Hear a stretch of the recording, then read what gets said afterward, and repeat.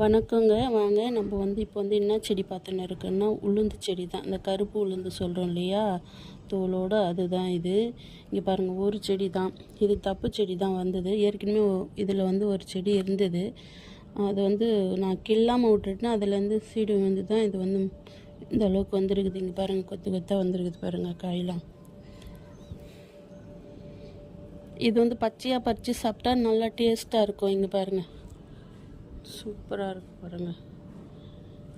இது நம்ம நல்லா தண்ணி ஊற்றி நல்லா வளர்த்தோமா சூப்பராக இன்னும் நிறைய வரும் காய். இங்கே பாருங்கள், இது மாதிரி சும்மா ஒரு ஒரு ஒரு கோணிலையோ இந்த சாக்கு பை இந்த அரிசி பை அதெல்லாம் நம்ம போட்டு இது மாதிரி கொஞ்சம் கொஞ்சம் விரைச்சி வச்சாவே செம்மையாக நம்ம வீட்டுக்கு காய் வருங்க. இங்கே பாருங்கள், வீடியோ பிடிச்சிருந்தா ஷேர் பண்ணுங்கள், லைக் பண்ணுங்கள், கமெண்ட் பண்ணுங்கள்,